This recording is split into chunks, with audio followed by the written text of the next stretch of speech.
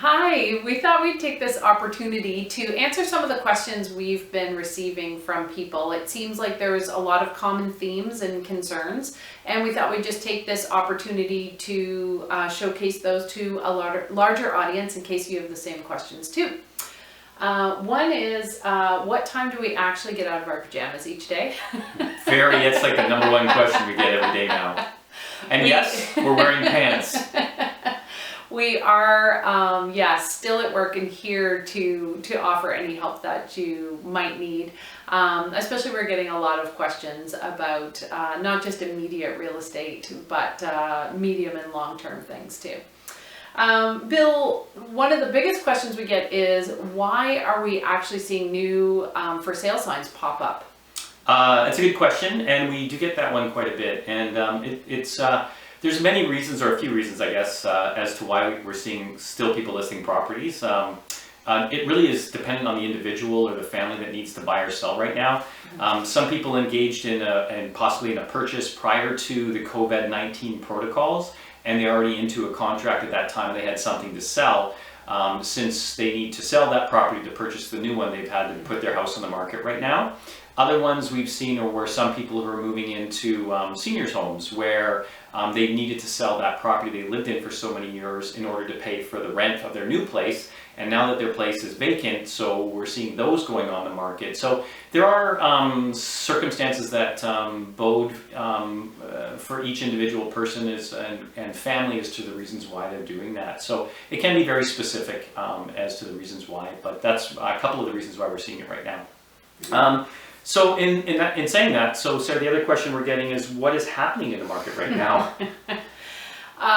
In the short term, it certainly, the last few weeks, so much has changed in the world, but in the short term, we've seen most buyers and sellers press pause for a variety of reasons, and also a sense of social responsibility. And as Bill mentioned, there are instances where people need to buy or sell right now, so we really have boiled this down to an essential service. In the more medium to long term, that ties into another question we're getting is, are we going to see prices decrease in Victoria? That's a good one. If only I knew that exact answer, or we did, or everybody did. But it's had a crystal ball. Yes, ours is a little foggy. Will prices go down in Victoria? You know, that's really hard to say, as interest rates are low right now, so that does create a rising house price because it's just less expensive for people to service that debt. So sometimes that can put some pressure on house prices to go up. But again, a lot of people are out of work right now, or looking to kind of, pull back on all their expensive spending right now. So there could be some opportunities out there. In hindsight, looking historically, in times like, not like this, because we haven't seen this before, whenever there's been an economic downturn, we have seen prices correct a little bit. But over the long run, we see an annualized rate every year of about 7% since back to the 60s. And in saying that, at the end of this video, we'll put a couple graphs up, just giving some historical perspective with different recessions that occurred in the 80s. In the 90s, the Great Recession in the mid-2000s, so those things will all highlight where we could possibly see prices go, but again, we don't have a crystal ball, and really only time will tell. Yeah. Now, in saying that, Sarah, the question is it a good time to buy? Well, back to what Bill said, we don't know what the future is going to hold, so we have to rely on historical data and patterns that we've seen in the past. And as Bill mentioned, when we see a correction in Victoria, typically we see things slowly correct and then do over time make their way back up. But it's never a quick correction necessarily in Victoria.